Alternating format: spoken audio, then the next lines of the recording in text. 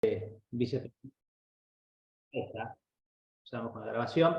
Darles la bienvenida a todos, por supuesto, en mi carácter de vicepresidente de ITEPSUR, del Instituto Transdisciplinario de Estudios Penales de América del Sur. La verdad que estamos muy contentos de que nos acompañen todos hoy, esta tarde, en esta nueva actividad del Instituto, que como bien saben tiene por objeto de desarrollar el derecho penal y sus disciplinas vinculadas en un enfoque interdisciplinario y preferentemente transdisciplinario. Por supuesto, agradecer a los expositores, a los 4 expositores, a las expositoras y al expositor, a Luciana, Julieta, Agustina y Carlos, que como siempre decimos, han dispuesto de su tiempo, de su conocimiento para acompañarnos, preparar sus exposiciones y bueno, clarificarnos sobre las distintas temáticas que tienen como ejes las distintas jornadas. Lógicamente agradecer a todos los inscriptos por la respuesta, eso nos pone muy contentos porque, bueno, evidentemente hace al desarrollo del objeto social de nuestra institución, así que nos pone verdaderamente contentos. Por supuesto, a Rodolfo Flores, que creo que no sé si lo he visto por ahí, pero bueno, que ha estado detrás de la organización del evento, y por supuesto a Julia, que también ha estado detrás de la organización, a Julia Lisman, y que ha estado detrás de la organización, las cuestiones tecnológicas, y ahora nos va a moderar este panel de lujo que tenemos a continuación. La temática secreto fiscal y delitos económicos, evidentemente es una temática que visualiza la tensión que siempre se produce desde las distintas disciplinas sustantivas que vía, por lo menos en mi interpretación y confiando siempre en la vigencia del bien jurídico penalmente tutelado, la conexión que se da entre las disciplinas sustantivas y el bien jurídico en conexión con el derecho penal, cuando ese bien jurídico se tutela penalmente, siempre se produce en esa necesaria interacción este tipo de tensiones que en este caso claramente o mínimamente pone en tensión allí el derecho a la intimidad del contribuyente y la realización de la ley penal sustantiva, en este caso vinculada al derecho penal económico, un viejo dilema o falso dilema que tiene que ver con las garantías versus la eficacia, ¿no? Siempre se da en los procesos penales, y más aún en derecho penal económico, en donde tenemos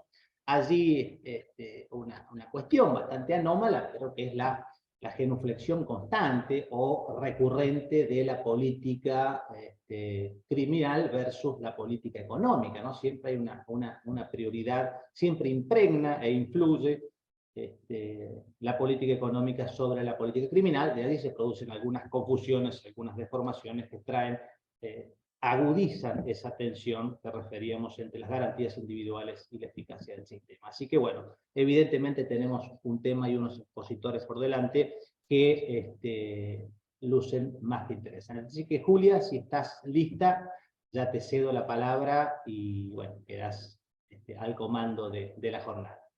Perfecto. Bueno, muchas gracias, Cristian. Desde ya muchas gracias a todos los participantes, a quienes se están conectando esta tarde, y por supuesto a los expositores.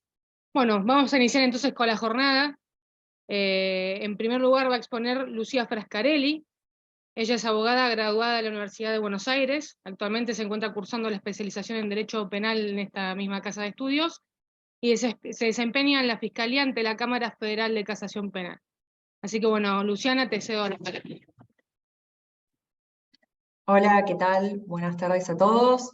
Bueno, yo lo que le vengo a comentar es un caso que resolvió la Cámara Federal de Casación Penal el año pasado, donde se analizó el alcance del secreto fiscal y si la prueba introducida al proceso, que estaba abarcado por esta información estaba abarcada por el secreto fiscal, si podía ser utilizada en el proceso o no. Primero me gustaría hacer algunos comentarios, un análisis chiquito, digamos, de la normativa que regula el secreto fiscal. Bueno, en primer lugar, de acuerdo con la Corte Suprema de Justicia de la Nación, el propósito del secreto fiscal es amparar a los contribuyentes y darles la seguridad de que las manifestaciones que hayan realizado en relación a su perfil tributario patrimonial no lleguen a conocimientos de terceros y puedan ser utilizados como armas contra ellos. Esto responde más bien a una cuestión funcionalista del instituto. La idea por la cual se legisló sería darle tranquilidad a los contribuyentes de que cualquier manifestación que puedan realizar al Estado, como por ejemplo la AFIP, será secreta, y de este modo, digamos, contribuir a una adecuada percepción de la renta pública. La jurisprudencia ha dicho que el secreto fiscal es un derecho de los contribuyentes que se deriva del derecho a la privacidad de todo ciudadano establecido en el artículo 19 de la Constitución. Bien, ahora, el artículo 101 de la 11683, que es la Ley de Procedimientos Administrativos, regula puntualmente esta cuestión, y a la cual a su vez fue reglamentada por la disposición 98/2009 de la AFIP. Bien, el artículo 101 nos dice qué información es la que está protegida por este secreto fiscal, y estas son las declaraciones juradas, las manifestaciones o los informes que los terceros, digamos, o los contribuyentes presentan a la AFIP, así como también los juicios contenciosos que contengan esta información. Toda esta información que está protegida por el secreto fiscal no puede ser admitida como prueba en las causas judiciales, salvo algunos supuestos de excepción. Entre ellos podemos mencionar las cuestiones de familia, y lo que más nos interesa a los fines de esta presentación, los procesos criminales por delitos comunes, cuando aquella se halle directamente relacionada con los hechos que se investiguen. Es decir, cuando haya una vinculación directa entre esa información y lo que se está investigando en la causa. Y además también, siempre que la información no revele datos o información de terceros. En cuanto a la disposición 98/2009 de la AFIP, también establece que la información amparada por el secreto fiscal es toda la que tenga un contenido económico patrimonial de los contribuyentes, que se encuentra en manos de la AFIP. Lo que no se incluye son los datos administrativos que tengan que ver con el contribuyente, como por ejemplo el apellido, el nombre o la razón social, tipo de actividad en el que se encuentra inscripto, el quid, entre otras cuestiones, ¿no?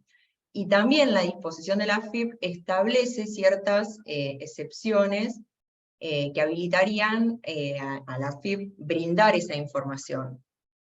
Y hace varias distinciones, las que yo voy a comentar, que me sirven en relación al caso que después voy a hablar de la Cámara, son en relación al sujeto que requiere la información y la razón por la cual se pide esa información. En relación al sujeto requiriente, la disposición de la AFIP establece que se podrá brindar la información siempre que sea solicitada por el Ministerio Público Fiscal o las unidades específicas que lo integran, mediando orden de juez competente o requerimiento fiscal del propio fiscal interviniente. En este último caso, siempre que el fiscal tenga la investigación a su cargo o que sean denuncias formuladas por la AFIP. Eso en relación al sujeto que pide la información. Y después, en relación a la causa, o el motivo por el cual se pide la información, acá se establece una excepción similar a la ley 11683, que dice que, bueno, es para cuando sea utilizada como prueba en los procesos criminales por delitos comunes. Cuando, otra vez dice, tenga una relación directa entre los hechos que se investigan y la información que se pide, ¿no? Entonces, analizando, digamos, los artículos mencionados, podemos ver que la regla es el secreto respecto a la información patrimonial de los contribuyentes, y la publicidad de esta información es la excepción. El caso que yo les venía a comentar se llama La Fuente, viene desde la Justicia de Córdoba, y fue resuelto en diciembre del 2022. Y acá lo que se discutió fue el alcance del secreto fiscal, y si esta información obtenida, que se le había pedido a la AFIP, podía ser utilizada como prueba en el proceso penal.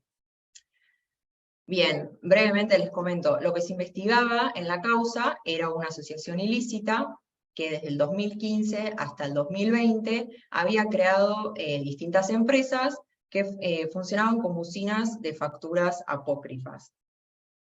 La maniobra, después, bueno, con todo el dinero recaudado, lo giraban al exterior, era muy compleja el hecho, pero esto es con lo que me quiero quedar, que es lo que nos interesa a los fines del caso. Bueno, y lo que hacían los imputados era alterar los registros informáticos de varios contribuyentes de la AFIP y se apropiaban de esos quits para utilizarlos para realizar estas facturas apócrifas. La causa se inició a raíz de la denuncia realizada por unas de las víctimas ante la Fiscalía de Córdoba, Federal de Córdoba, luego de que el contribuyente constató que figuraba en la AFIP como titular de actividades comerciales que nunca había desarrollado y además que registraba emisión de facturas por operaciones comerciales que desconocía totalmente. Cuando el fiscal recibe la denuncia, se encargó de la investigación, es decir, le delegaron la investigación, tenía a cargo la investigación, y le solicitó como primera medida a la AFIP que le dé información respecto del quit del denunciante, así como también que identifiquen los números de IP de las computadoras desde las que se habían llevado adelante las conductas ilícitas. Luego de que avanzara un poco la investigación, y a pedido del fiscal, ahora el juez federal le solicitó a la AFIP que brinde información sobre las declaraciones juradas, bienes registrables, cuentas bancarias, entre otras cuestiones, de las personas que fueron surgiendo en la investigación. Para pedir esta información puntualmente, el juez le pidió el levantamiento del secreto fiscal, porque consideró que la información estaba totalmente vinculada con los delitos investigados. Bien, a raíz de todo lo que surgió de estos informes, que eran nombres de empresas más empresas que se habían formado para realizar esta facturación apócrifa, lo que se realizan son otras órdenes, otras medidas de prueba, como allanamientos, intervenciones telefónicas, y con todo este cúmulo de pruebas, el juez dispuso el procesamiento de los imputados. Pero las defensas lo que hicieron fueron solicitar que se declare la nulidad de estos informes probatorios que habían sido incorporados en un primer momento a pedido del fiscal, porque consideraron que se habían recabado, digamos, de manera ilegal, e invocaron la violación al secreto fiscal que ellos consideraban amparaba a sus defendidos. El juez, luego de analizar la cuestión de primera instancia de Córdoba, resolvió declarar la nulidad de los primeros informes remitidos por la AFIP, ordenó el desglose de estos informes y decretó la invalidez de los actos que le siguieron. Son los allanamientos, consideró que la primera prueba era nula y por lo tanto todo lo que le seguía también. Consideró que los informes tenían datos sensibles que estaban protegidos por el secreto fiscal, que por lo tanto tendría que haber sido levantado. Esta resolución fue confirmada por la Cámara Federal de Apelaciones de Córdoba, quien dijo, que los jueces, digamos, dijeron que el secreto fiscal era una de las excepciones al derecho de acceso a la información, y que además pedir esta información parecía algo prematuro por la instancia en la que se encontraba la causa en ese momento, que se contaba, digamos, solo con los dichos del denunciante. Esta última resolución, que confirmó la nulidad de los informes, llegó a la Cámara Federal de Casación Penal a través de un recurso fiscal y un recurso también de la AFIP de la querella.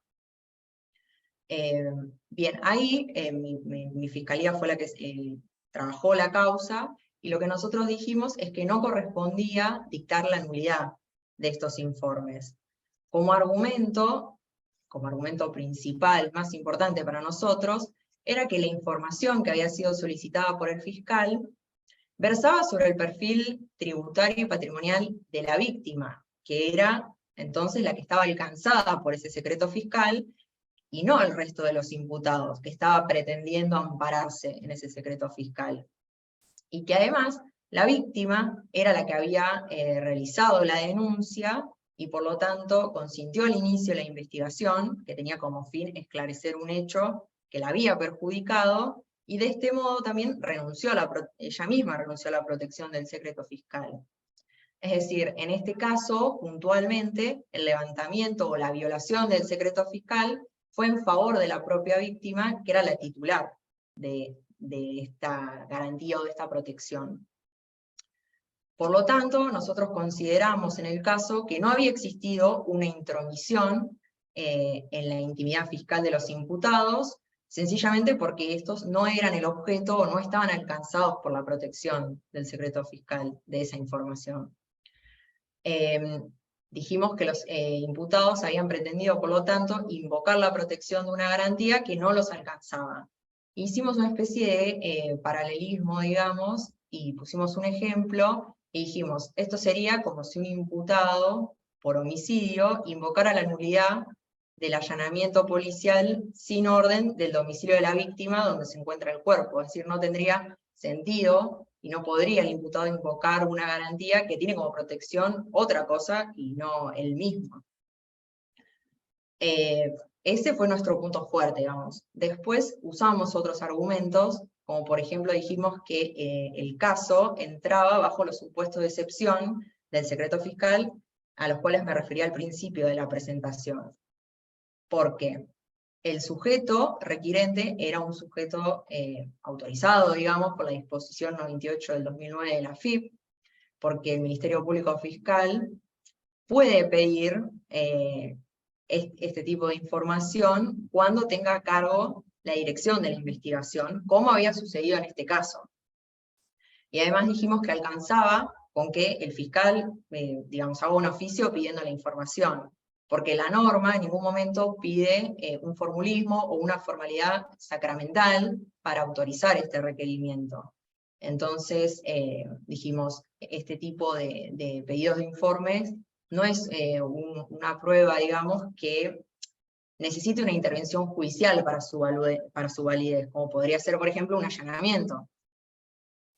Entonces, por el lado del sujeto requiriente teníamos una excepción, pero también por el lado de el motivo por el cual se pidió la información, porque estábamos en un proceso criminal donde se estaban investigando determinados delitos, y que esta información estaba directamente relacionada con los hechos denunciados. Por lo tanto, acá teníamos ya las dos excepciones también. Y además, las empresas y los imputados que fueron surgiendo de todos estos pedidos de información, ya no eran terceros ajenos a la investigación, sino que eran personas que estaban perseguidas por la investigación. Entonces ya no eran personas que que podían alegar o pretender ser amparados por este secreto fiscal. Después también otro argumento que utilizamos fue en relación a las facultades del Ministerio Público Fiscal. Porque, como sabemos, el Ministerio Público Fiscal, de acuerdo con el artículo 120 de la Constitución, es un órgano independiente y autónomo, y que además, por el artículo 7 de la Ley Orgánica del Ministerio Público, que está en consonancia con el 212 del Código Procesal Penal de la Nación, tiene la facultad del fiscal de requerir informes a los organismos nacionales, como por ejemplo la AFIP. Entonces, el pedido de información que había sido realizado por el fiscal al principio de la investigación para recabar datos y tratar mínimamente de corroborar la existencia de los hechos, era un acto propio de su función, que estaba dentro de las facultades que él tenía. Y de lo contrario, o sea, pensar lo opuesto implicaría conocer las facultades que tiene el Ministerio Público Fiscal para investigar y perseguir delitos de acción pública. Todo lo cual además también va en relación con el nuevo Código Procesal Penal Federal, que le otorga también un poco este rol a los fiscales. Entonces, la Sala 4 de la Cámara Federal de Casación Penal, digamos, en línea con todos estos argumentos que les comenté, consideró que la prueba en cuestión, es decir, los informes de la AFIP, había sido requerida de acuerdo con la norma vigente, y que por lo tanto era válida y podía ser utilizada en el proceso. Es decir, no era correcto dictar la nulidad de estos informes, y para los jueces también, las instancias anteriores habían pretendido darle al secreto fiscal un alcance mucho más amplio del que le otorga la propia ley. Por lo tanto, se revocó la resolución y se devolvió la causa para que continúe la investigación. También me gustaría comentar un caso que es aún más reciente, el anterior era de diciembre del 2022, y este es de principios de este año, también de la Sala 4, y se llama Bazán el caso. Ahí también la Cámara, digamos, habilitó el uso de información que había sido, que estaba protegida por el secreto fiscal. Acá se trataba de una investigación por una insolvencia fiscal fraudulenta, y los jueces consideraron que como la denuncia del hecho había sido realizada por la AFIP, también nos encontrábamos ante un supuesto de excepción que permitía la utilización de estos informes, por lo que les había mencionado al principio, que la disposición de la AFIP dice que el Ministerio Público Fiscal puede requerir información cuando la denuncia la haya hecho la AFIP. En realidad la ley dice este organismo, y la Cámara, digamos, interpretó que se hacía referencia a las denuncias de AFIP. Y que además, en línea también con el caso anterior, el fiscal no se podía quedar en una posición pasiva y expectante, sino que por más que en este caso puntual no había tenido delegada la investigación, tenía que tratar de aportar los datos para esclarecer el hecho. Por eso la Cámara consideró que acá también había una nueva excepción, diferente a la del caso anterior, ¿no? Donde si bien el fiscal no tenía delegada la investigación, la denuncia le había hecho la AFIP, entonces ahí se habilitaba una nueva excepción. Bien, entonces, como vemos en estos dos casos, la Cámara Federal de Casación Penal decidió darle una interpretación al secreto fiscal en un sentido que permitiera, digamos, el uso de información protegida para delitos de corrupción económica, ¿no? Y me parece que, bueno, si bien en líneas generales la jurisprudencia siempre se ha inclinado por un secreto fiscal casi absoluto o de máxima protección a la intimidad de los contribuyentes, podemos ver quizás acá un cambio donde se permitió el uso de información amparada en el secreto fiscal, no solo quizás porque se configuraban supuestos reglados de excepción al secreto fiscal, sino también porque se tratan de casos de gravedad económica y donde el fisco y la renta fiscal habían sido, en los dos casos, gravemente perjudicados. Y así también, de forma indirecta, los ciudadanos, que son quienes se benefician también de la renta fiscal. Además de que los casos siempre, este tipo de investigaciones suelen ser muy dificultosas, entonces me parece que es correcta quizás la postura de la Cámara.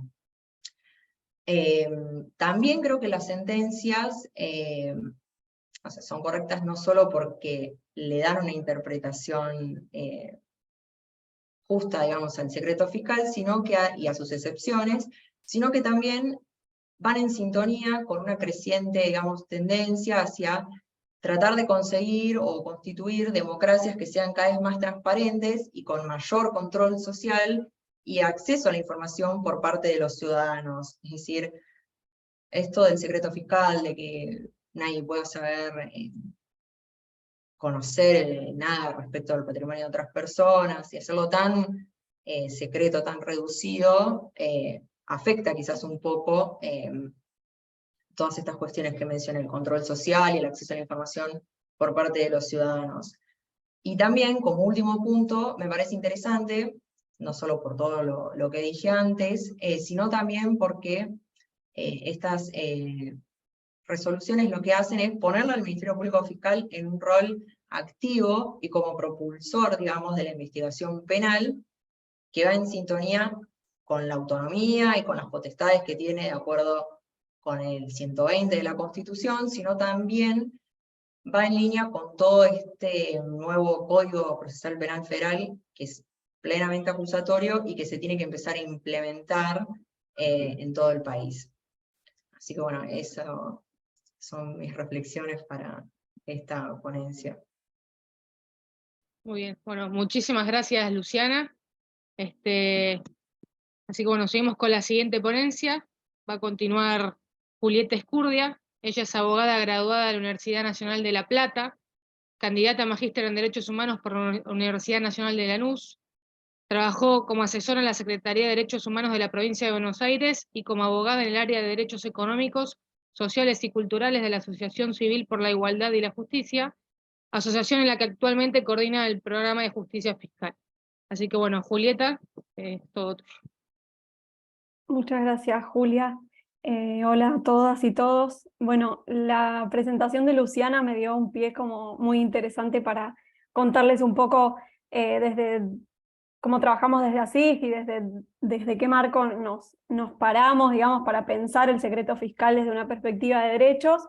Y ahí me pareció interesante contarles que hace ya muchos años varias organizaciones de la región, ASIG es una en Argentina, pero también participan organizaciones de México, de Colombia, de Chile, bueno, de muchos países, de Brasil, de muchos países de la región, que venimos trabajando este tema con un enfoque de derechos, y nos llamamos, para que conozcan un poco más también sobre los principios, la Iniciativa por los Principios de Derechos Humanos en la Política Fiscal, que desde 2018 estuvimos trabajando en un documento que sistematiza estándares y buenas prácticas para que las políticas fiscales se ajusten al marco de los derechos humanos, sean más justas, sean más sostenibles, transparentes, redistributivas. Y ese es un tema que ha ido cobrando cada vez más relevancia, tanto en el sistema internacional e interamericano de derechos humanos, que es donde más trabaja esta iniciativa por su tinte más regional, de incidencia regional, que también es el ámbito formalmente creado para monitorear el cumplimiento y los compromisos de los estados en términos de derechos humanos, como en las organizaciones que trabajamos estos temas y tanto el acceso a derechos como el fortalecimiento de las democracias en la región, son temas que han ido cobrando mucha relevancia en la agenda pública, en las discusiones, y obviamente también han llegado a la justicia, y por eso es que me invitaron a contar algunos de los casos que trabajamos en ASIG, pero digo, se aborda desde diferentes estrategias. ASIG tiene una de esas estrategias más importantes, es el litigio estratégico, pero también hacemos análisis más de política pública, intentamos entender en la práctica cómo las políticas fiscales se ayornan o no a estos principios.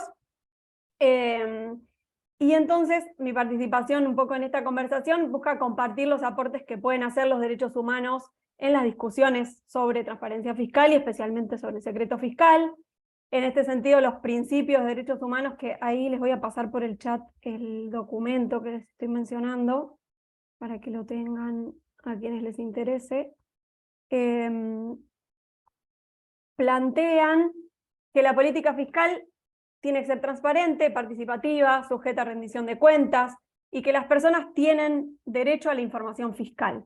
Y ahí hay varios como subprincipios. Entre ellos está la necesidad de que los estados fortalezcan la cultura fiscal, el ejercicio activo de la ciudadanía fiscal, incluyendo la información y la educación ciudadana en temas fiscales, producir, publicar y dar acceso a información de calidad, clara, comprensible, asegurar que la información cuente con criterios de clasificación y desagregación que incorporen una perspectiva de derechos en clave de desigualdad, de género, racial y otras dimensiones de la discriminación, producir datos, indicadores de calidad sobre cómo se cumplen o no las obligaciones de derechos humanos, asegurar que la política fiscal esté basada en debates públicos, informados, procesos de diálogo inclusivos, amplios, transparentes, y donde sí entra como más de lleno al tema del secreto fiscal. Otro de los subprincipios es justificar estrictamente las limitaciones excepcionales que se establezcan al derecho a acceso a la información pública en temas fiscales,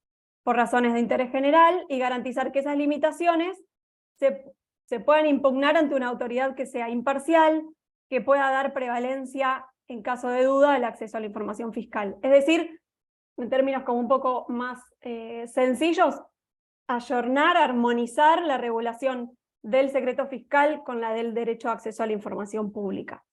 Entonces ahí, entre las buenas prácticas que se sugieren desde este espacio, se encuentra armonizar la regulación del secreto fiscal con el derecho humano a acceder a la información pública, dar la interpretación más restringida posible al secreto fiscal, entendiendo que tiene que aplicarse solo si está previsto legal o constitucionalmente y considerando todas las excepciones y optando por la publicidad en caso de duda. Esto está bien regulado en términos de los principios vinculados con el derecho de acceso a la información pública en nuestra ley de acceso a la información pública.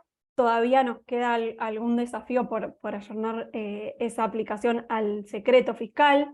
No debería incluir información sobre condonaciones o perdones fiscales, ni sobre beneficiarios de gastos tributarios u otros tratos diferenciales en el cobro de impuestos. Bueno, y ahí hay varias como buenas prácticas que incluyen la necesidad de realizar estudios de impacto independientes, participativos, periódicos sobre los efectos de las políticas de secreto, indicando qué sentido tiene sostener ciertos secretos que están regulados incluso con anterioridad al paradigma de los derechos humanos. Y todo esto se hace en el entendimiento de que la opacidad en general y la opacidad tributaria no favorece al cumplimiento de los contribuyentes y que al contrario parecería ser la mejor salvaguarda para la impunidad, la impunidad sobre todo en hechos delictivos, pero también en otros que no son delictivos, como la elusión, el blanqueo de capitales y prácticas que quizá no son las más sanas si pensamos en términos de transparencia fiscal. Entonces, todo esto más en términos del marco normativo, conceptual de los principios de derechos humanos. Mi idea es contarles algunos casos liderados por ASIG, y si tengo tiempo, alguno de México, que es muy similar, como para plantear también que es una discusión que se está dando a nivel regional, donde lo que se busca en última instancia es revertir la opacidad y el secretismo de los gastos tributarios, promoviendo la publicación de información referida a beneficiarios y montos. Los gastos tributarios, imagino que la mayoría quizás lo sabe, pero son tratamientos preferenciales o reducciones de impuestos a empresas o personas con el fin de promover ciertas actividades económicas, el desarrollo de algunas regiones, o incluso como medida a veces de apoyo a sectores vulnerables, como pueden ser las devoluciones o reintegros del IVA, pero hay una cantidad muy importante en nuestro país de gastos tributarios. Algunos regulados en las leyes de los propios impuestos, otros en regímenes de promoción. Y ahí en el entendimiento de que el sistema tributario tiene funciones similares a las del gasto público, porque puede incentivar conductas, promover políticas también, es que se les llama gastos, pero tributarios. También hay otras conceptualizaciones, como renuncias recaudatorias. Algunos autores distinguen incentivos, beneficios fiscales. No es la idea abrir esa discusión, pero bueno, más o menos para conceptualizar los gastos tributarios. Y también hay bastante evidencia desde la investigación. La CEPAL tiene una cantidad de investigaciones en este tema que indican que la introducción de este tipo de excepciones alteran como el equilibrio preexistente en el sistema tributario, erosionan las bases imponibles, reducen la capacidad recaudatoria, afectando la equidad en algunos casos, haciendo que nuestro sistema impositivo tenga una estructura predominantemente regresiva, que hace que recaude más de quienes menos tienen, en lugar de hacerlo de acuerdo a la capacidad contributiva. Pueden alterar como negativamente entonces la incidencia redistributiva que debería tener el sistema impositivo también desde un enfoque de derechos. Entonces, teniendo todo esto en cuenta, es que las acciones desarrolladas por la sociedad civil buscan revertir un poco eso, y en ASIG, desde hace varios años, estamos discutiendo con la FIP la aplicación del secreto fiscal en la justicia a los datos de beneficiarios de algunos regímenes de promoción. Un primer caso es en el que pedimos datos sobre el régimen de promoción para pequeñas y medianas empresas, y otro es el de reembolsos a exportaciones por puertos patagónicos. Este último caso es un régimen que fue derogado y que incluso la poca información que se publicó sobre los fundamentos de esa derogación fueron la inequidad y la distorsión que generaba el régimen porque beneficiaba a grandes empresas. Eso fue en el año 2016. Para el régimen de pequeñas empresas se estima que significó una pérdida de 25.000 millones de pesos cada año o más. Ahí las estimaciones la verdad es que no son como lo suficientemente confiables, porque la metodología que se aplica no permite entender a ciencia cierta cuánto es lo que efectivamente se deja de recaudar, solo hay estimaciones. Esto solo para mostrar algunos montos, pero el principal problema que suelen tener los gastos tributarios además es que en casi ningún caso hay evaluaciones de impacto, ni análisis sobre si se logran los objetivos que se proponen. Y no elegimos estos dos porque tengamos algo contra ellos, sino porque se hicieron pedidos sobre muchísimos otros gastos tributarios, pero en algunos casos fue posible acceder a los datos que pedíamos porque los tenían los propios ministerios que son autoridad de aplicación. Cuando la información solo la tiene la AFIP, es más difícil por la aplicación del secreto fiscal. Y en estos dos casos, primero, antes de acudir a la justicia, lo que hicimos fue presentar reclamos ante la Agencia de Acceso a la Información Pública, que es un organismo que se encarga de supervisar el cumplimiento de la Ley Nacional de Acceso a la Información Pública, y es la autoridad de aplicación de esa ley, donde obtuvimos resoluciones favorables que lo que interpretaban en términos como resumidos eran como 3 grandes puntos: que el secreto fiscal, cuando se trata de información de interés público, como es la vinculada con lo que se deja de recaudar por gastos tributarios, no debería aplicarse o cede en esos casos, y por eso debe darse prioridad a la publicación de información relativa a montos y nombres de beneficiarios de gastos tributarios. Que se trata de transferencias de recursos estatales asimilables a las de los subsidios directos a personas, y que por lo tanto deberían estar contempladas entre las obligaciones de transparencia activa de la Ley de Acceso a la Información Pública, que lo que dice ese artículo de transparencia activa es básicamente el listado de información que el Estado debería poner a disposición de forma proactiva, sin que las personas o la ciudadanía se las pidan.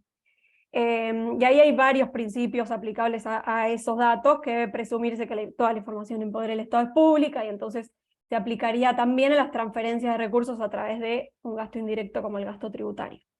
Y además la agencia entendió que se debería aplicar la jurisprudencia de la Corte Suprema de Justicia en el caso CIPEC, que es un caso del año 2014, donde se le pedía al Ministerio de Desarrollo Social datos sobre beneficiarios y montos de subsidios directos, transferencias directas, como podría ser hoy una asignación universal por hijo. Y ahí la Corte entendió que se trataba de información de interés pública porque hacía la necesidad de controlar cómo el Estado gestionaba los recursos públicos. Básicamente hubo una discusión más técnica sobre si eran datos sensibles o eran datos personales. Se entendió que eran datos personales y por lo tanto debían hacerse públicos por esta situación del interés que tenían esos datos.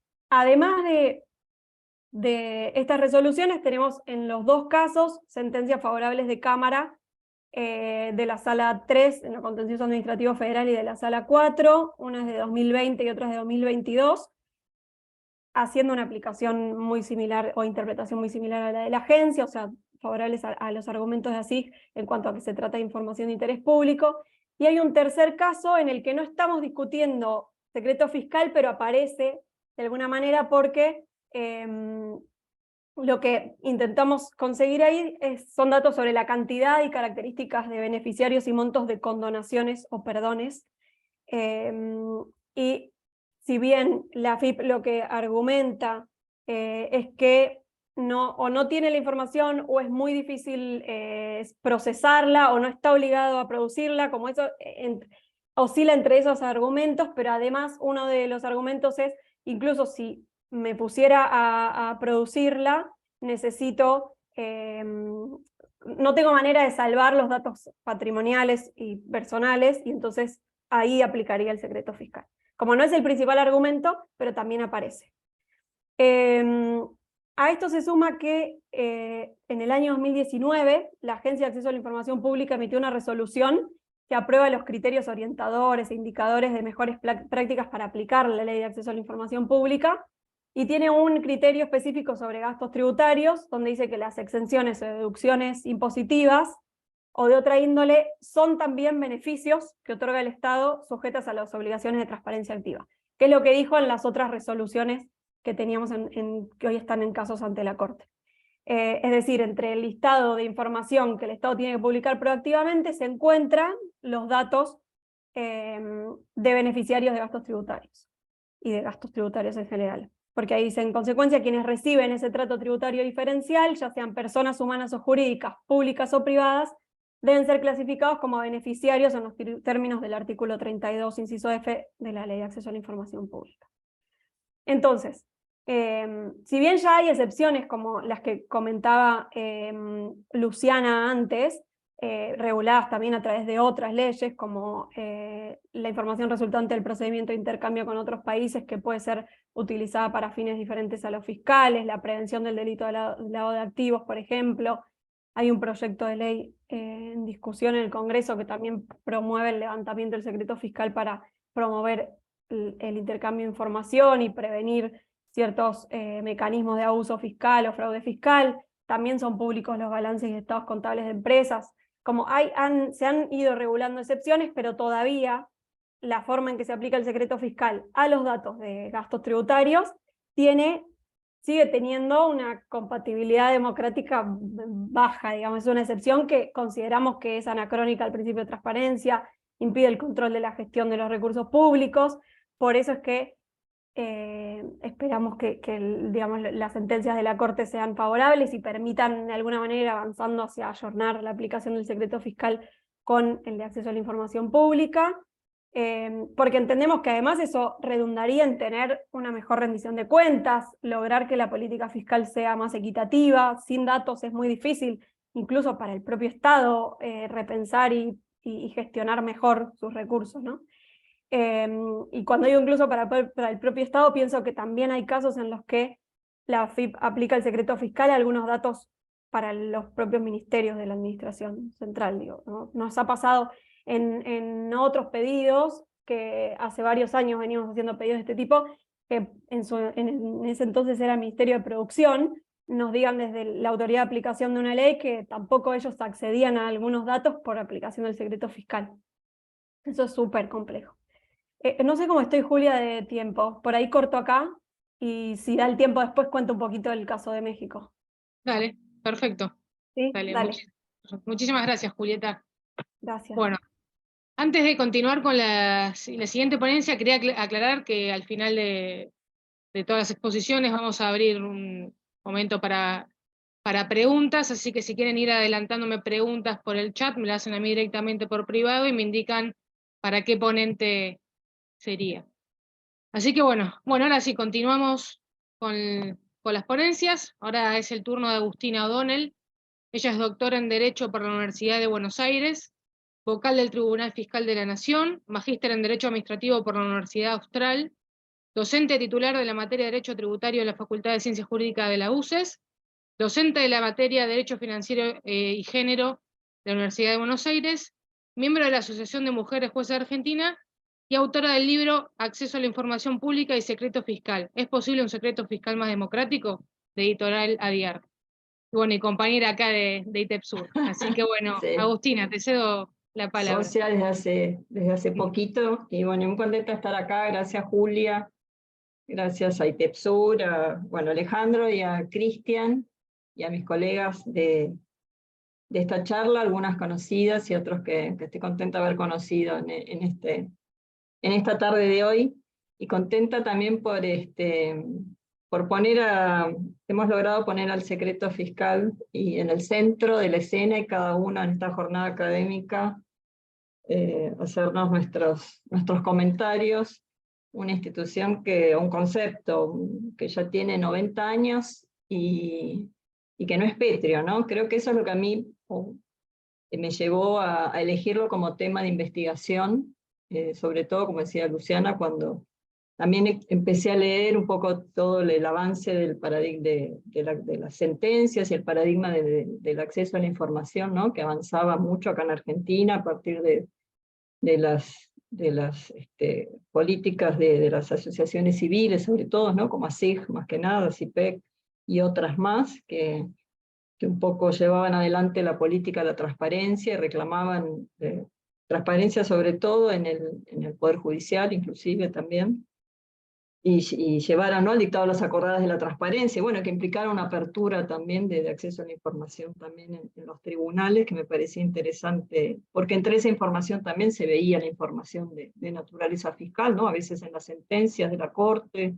de la Cámara y también del tribunal al que ahora yo pertenezco, se ve, ¿no?, información que tiene naturaleza fiscal, y bueno, eso me llevó a mí también a ponerme a revisar cómo jugaba ese secreto fiscal y a ponerme a estudiar del tema. Bueno, yo lo que por ahí quería hacer es contarles cómo fue ese proceso y detenerme un poco en el origen histórico, ¿no? Que a mí, cuando empecé a leer sobre el secreto fiscal, lo primero en general que uno tiende a hacer, creo que por formación o deformación de nuestras facultades, es ir a ver los antecedentes parlamentarios, ¿no? De esa, que uno va a buscar, como dice, bueno, empiezo, ¿no? Entonces va a buscar eso, y me encontré con que no hay, ¿no? Entonces ya empezaba como con un poco de intriga. No hay antecedentes parlamentarios de ese secreto fiscal que se incluye en nuestra ley de procedimiento tributario ahí en el año 33, pero sí tiene sus antecedentes históricos, ¿no? Después yo tomé otros países, como toda tesis doctoral, tomé España y tomé México, y encontré que tampoco había antecedentes parlamentarios, o sea, no hay discusiones parlamentarias. Y lo otro que vi como lo curioso es que ingresa a esas leyes, a esos códigos fiscales, más o menos por la misma época, ¿no? En la década del 30. Después vi que en otros países ingresaba al mismo tiempo, salvo, como siempre, los salvos siempre son de los países nórdicos, o muchos institutos, siempre los nórdicos, fueron muchas veces 100 o 200 años antes. Colombia también tiene una transparencia más temprana.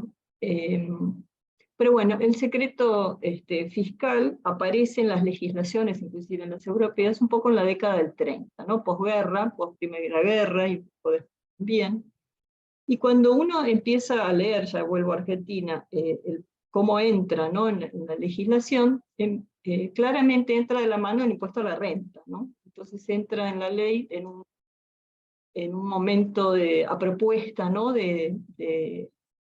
del que era el ministro de Economía en aquel momento, que era el ministro Pinedo, en un gobierno no democrático, ¿no? En el 33 era el gobierno de Justo, y cuando empieza a leer, no tanto las piezas nuestras jurídicas, sino cuando empieza a leer un poco los documentos más de economía o de ciencias políticas, ¿no? que hay sobre el tema, claramente entra de la mano de cuando se crea el impuesto a la renta, bueno, el impuesto a los réditos, ¿no? En el año 32, que un poco había trabajado, ¿no? Previch, no voy a ser yo acá la que haga la charla de estos temas, pero a mí me gustaron y un poco me llevaron a meterme en el tema también.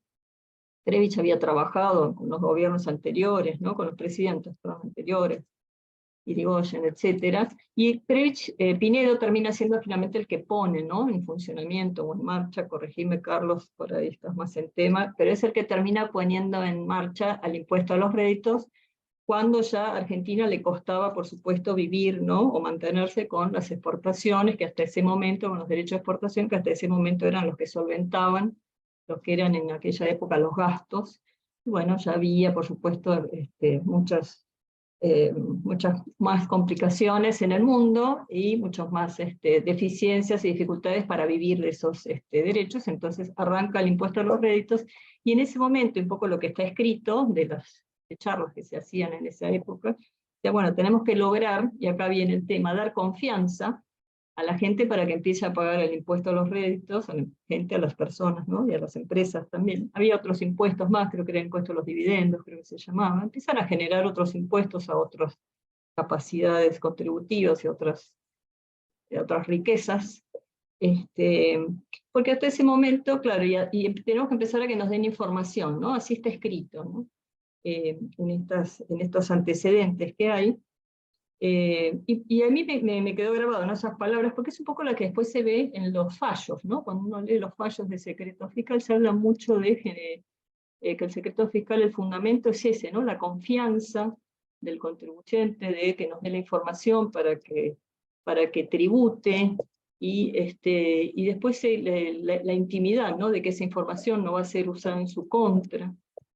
Y un poco también cuando uno lee los antecedentes del secreto fiscal, se da cuenta que viene muy de la mano del secreto bancario, ¿no? que es también, cuando lee la historia, y para poner en contexto un poco la normativa, de un instituto que, aclaro también, existe en todos los países del mundo. O sea, el secreto fiscal realmente existe en todos los países europeos, todos los países por lo menos democráticos. El secreto fiscal existe desde hace muchos años y existe vigente. y me atrevería a decir también que la excepción, ¿no?, para la cuestión penal existe en la mayoría de las legislaciones, no he relevado todas, pero las que he visto está presente en todas las legislaciones. Digamos, es una legislación bastante uniforme, es decir, existe en todos los países y con no todas las excepciones, pero por lo menos la que hoy acá nos estamos deteniendo más en particular, la presente en casi todas las legislaciones, ¿no? Pero en ese momento también se produce, de acuerdo a esta historia, o este origen histórico, se produce en la década del 30 un enorme movimientos de capitales, producto de la Primera Guerra Mundial. Se produce también que en los países europeos se empiezan a aumentar las alícuotas del impuesto a la renta, entonces hay migraciones de capitales de las personas, ¿no?, que de un lugar a otro. Aparece también Suiza, ¿no?, como un lugar de erradicación de capitales, y a mí eso también me pareció curioso porque Suiza es la que empieza también con el secreto bancario, y Suiza es también, yendo también a la parte penal, de acuerdo a estos documentos históricos, que después creo que la aspiración de quien hace un trabajo de investigación es que después venga otra persona y siga, ¿no?, con estas, que tome alguna de estas hilos. Yo no exploré la parte penal, esta es la parte de la historia que yo no avancé en la tesis, porque fui por otro lado, fui por el lado del derecho de acceso a la información, y me encantaría que alguien tomara estas partes más penales, ¿no?, o más de la historia penal del instituto. Pero también en el año 1934, Suiza es la que establece por primera vez la violación al secreto bancario como un delito castigado con una pena penal, ¿no?, o sea, penalmente, castigado penalmente. Y cuando uno, bueno, un poco une las fechas, ¿no?, en cuando aparecen las disposiciones en nuestra propia legislación, y esto que les digo, ¿no?, de que no hay antecedentes parlamentarios y que aparecen en las legislaciones de varios países a la misma vez, y la particularidad que primero aparece la práctica, y luego aparecen las legislaciones, ¿no?, que recogen las prácticas. Bueno, en nuestro país también aparece la pena del delito, ¿no?, o sea, aparece el delito que castiga al funcionario, o a los empleados, y a los jueces también, que incumplen el deber de mantener el secreto fiscal, aparece también por la década del 40, o sea, coincide un poco, ¿no?, el momento histórico en que se dan todas estos hechos, ¿no?, en el tiempo. Así que a mí me parece interesante analizar desde el punto de vista desde cuándo está la pena, ¿no?, no sé si Carlos por ahí se va a referir después a esto, pero tiene mucho que ver con el contexto en que se da esto también en Europa, ¿no?, y cómo llega Argentina, y qué rol tenía Argentina, y cómo Argentina introduce el impuesto a la renta, y qué pretendía cuando eso hizo. Yo creo que igual todo esto sirve para llevarlo a hoy, ¿no?, para una interpretación de hoy en el contexto en que hoy, 90 años después, cuando un poco repetimos, bueno, cuál es el sentido del secreto fiscal, llevar al contribuyente la confianza, ¿no?, que por supuesto que es el sentido del secreto fiscal. Bueno, yo creo que hoy el secreto fiscal, como está legislado, con sus muchísimas excepciones, convengamos que eso es un secreto fiscal, una reserva absoluta, pero con el correr de estos 90 años se han ido incorporando muchas excepciones en los textos de Argentina y de la mayoría de los países del mundo. En México creo que es un catálogo de unas 20, no me acuerdo hoy cuántas son, pero son más que las que tiene Argentina, inclusive, ¿no? Es un largo catálogo de excepciones que he ido recogiendo, ¿no?, un montón de supuestos que tienen que ver con la transparencia internacional, pero con algunas cosas que decía Julieta también, ¿no?, que tienen que ver con las condonaciones, ¿no?, cuando el Estado condona, o empresas que reciben,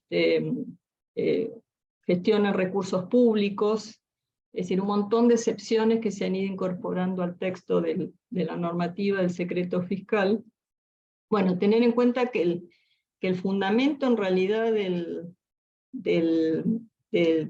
contribuyente es el deber de contribuir, ¿no?, la razón por la cual el contribuyente el contribuyente tiene el deber de contribuir, no se basa en una relación de confianza, ¿no? La relación entre el fisco y el contribuyente no es una relación de confianza, como quizás puede haber sido una relación con el banco, ¿no? El secreto bancario está basado en una relación de confianza, eso a mí tampoco lo exploré, pero digamos, me parecía interesante cómo se había quizás traspolado, ¿no? La relación de confianza que caracteriza, puede ser la relación de un usuario con un cliente, no sé, un consumidor con su banco, con la relación que tiene un contribuyente con el fisco, que es una relación de sujeción al deber de contribuir, ¿no? Constitucional, por diferentes razones, pero bueno, que en los fallos, ¿no?, de la Corte se sigue repitiendo, ¿no?, que es una relación más de confianza. Eso me parecía como un primer tema interesante a destacar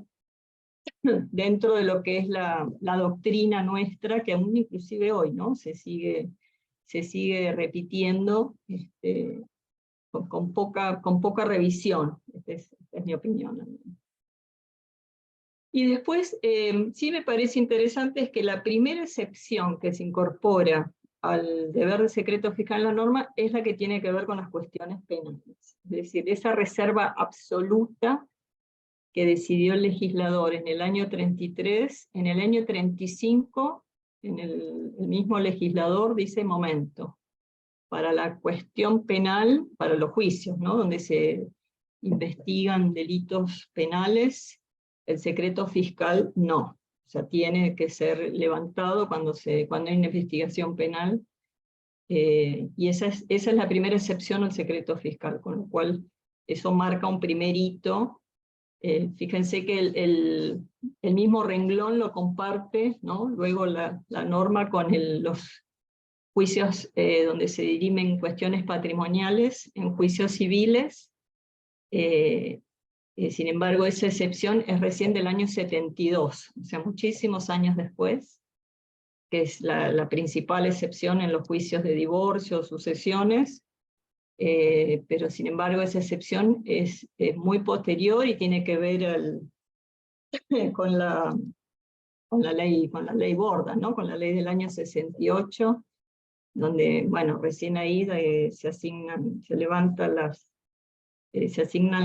los derechos a las mujeres casadas, que hasta ese momento eran consideradas mujeres incapaces de hecho, ¿no?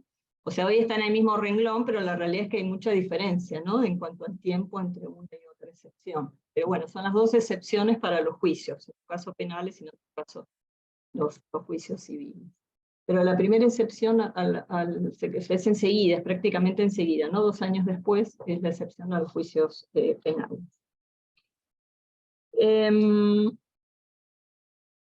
¿Qué otra cosa quería decir? Otra cosa que a mí me parece interesante, si alguien quisiera algún día seguir con estas tareas de investigación, y tomando un poco lo que ya han dicho Luciana y también Julieta, que esto en la tarea esta de buscar antecedentes, ¿no?, y buscando sobre todo las diferentes reformas que hubieron después en las normas. Algo que también me pareció interesante es que cuando se introduce la pena, digamos hasta el momento en que se introduce el delito, ¿no?, o sea, el delito de que seguramente nos va a hablar Carlos, porque vi el tema del que va a hablar, que fue en el año 46, hasta ese momento la sanción, digamos, para quien violaba el secreto fiscal era una sanción civil, ¿no? Después se convierte en una sanción penal.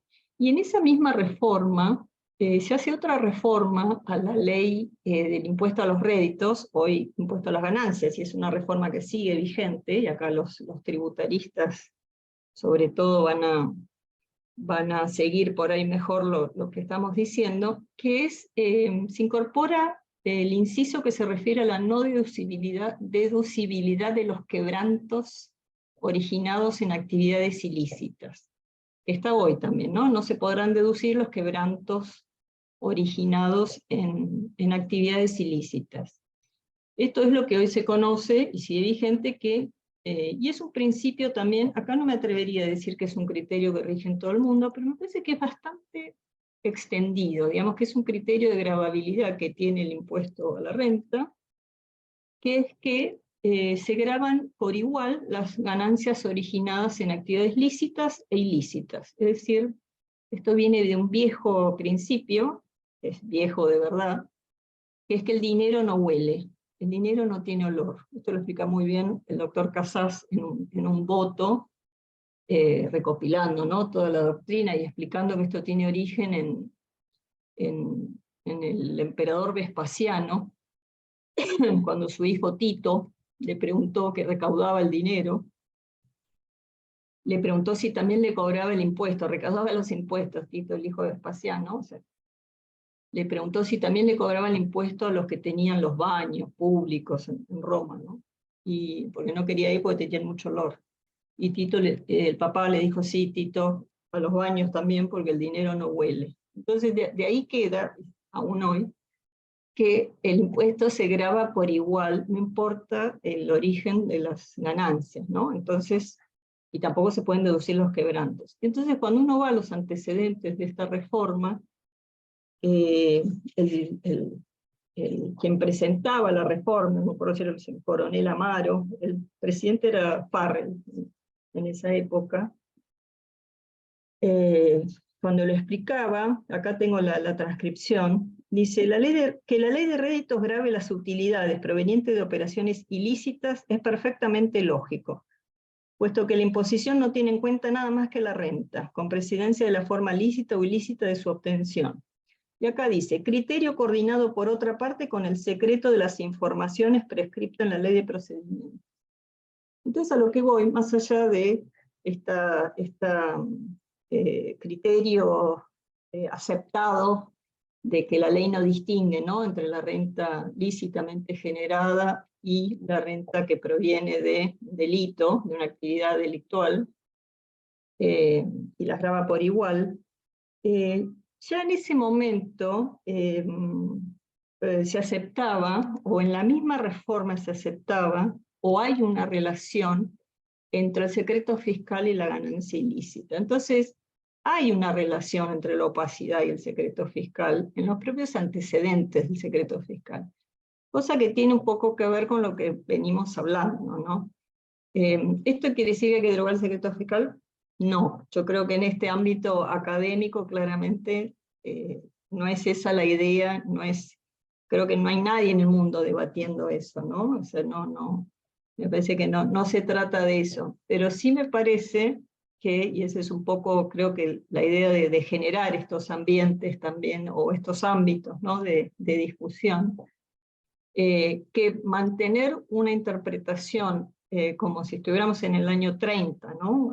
Por eso di este contexto histórico, de un secreto fiscal muy ceñido a una realidad que no es la de hoy, y llevada a un contexto muy diferente, ¿no?, inclusive hasta tecnológicamente, ¿no?, me refiero a contexto diferente tecnológico, y hasta en un contexto de criminalidad económica, sumamente diferente, también por los medios en que se comete, porque no se trata solamente de evasión fiscal, más allá después del juicio valorativo que cada uno tenga de ese delito, y no hago juicio tampoco de los fallos que se han dictado, que tampoco he leído, que después le voy a pedir a Luciana que si los puede, no sé si después los mandaste, esos son los dos casos, perfecto, ahora los voy a bajar.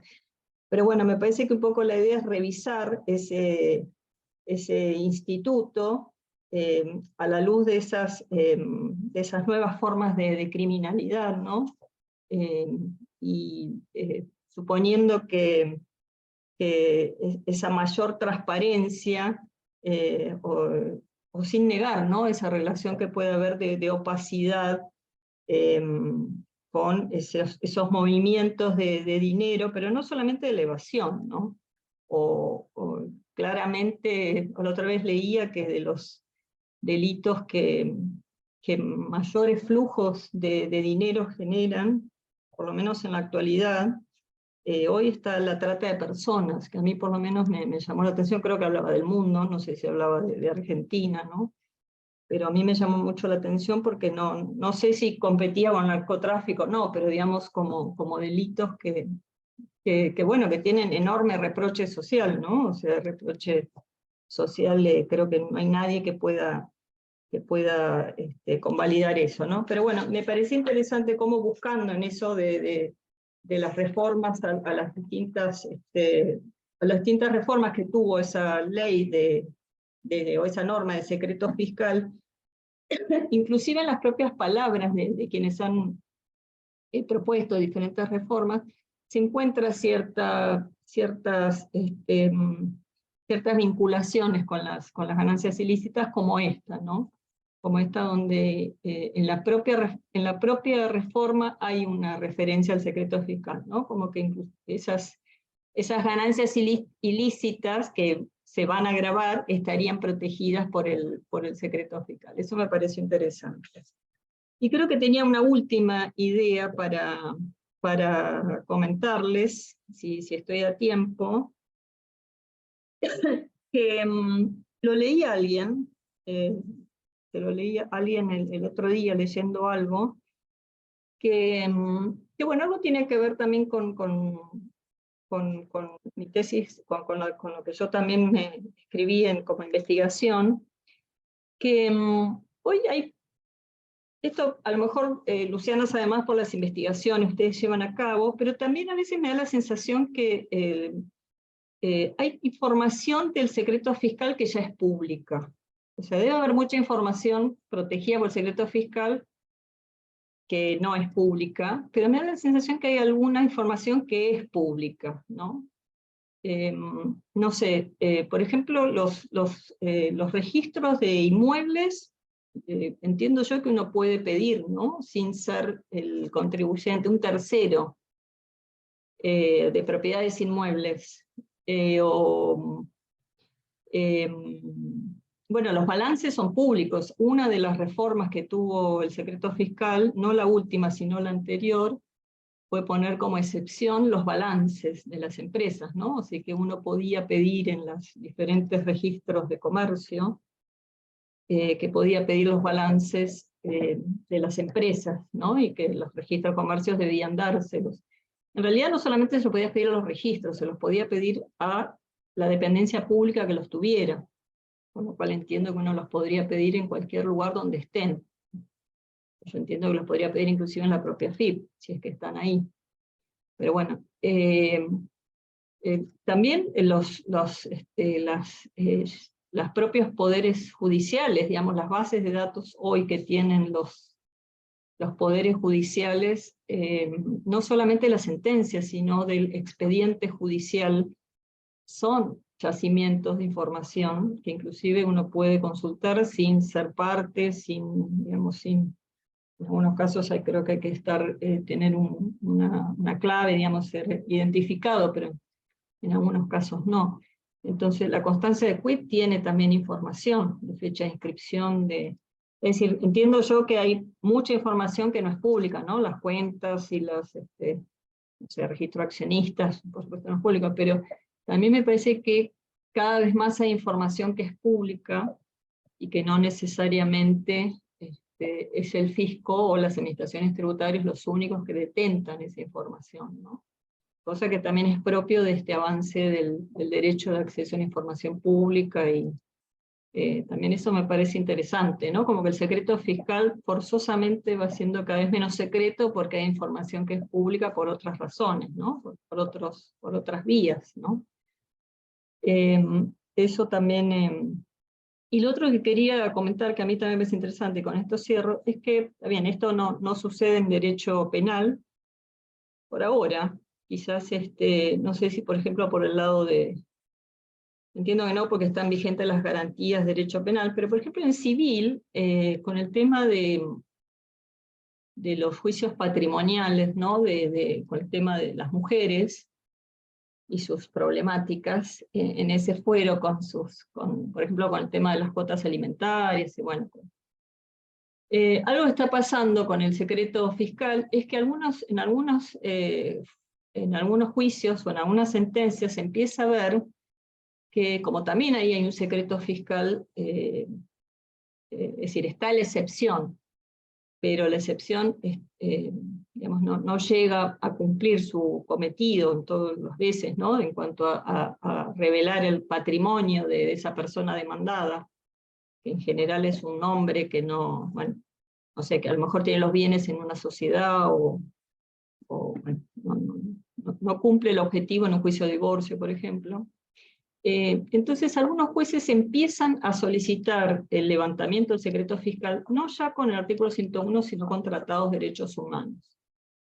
Por ejemplo, el tratado, la Convención de los Derechos de los Niños, ¿no? Entonces dice, bueno, esta mujer tiene 2 niños, se aplica la Convención de Derechos Humanos, a los 2 niños hay que alimentarlos, vestirlos, darles educación, llevarlos a un cumpleañito. Entonces, bueno, el 101 no permite, porque está lleno de limitaciones, y, ¿no? De todo esto que, bueno, estamos viendo, la intimidad, bueno, pero está la Convención de Derechos del Niño.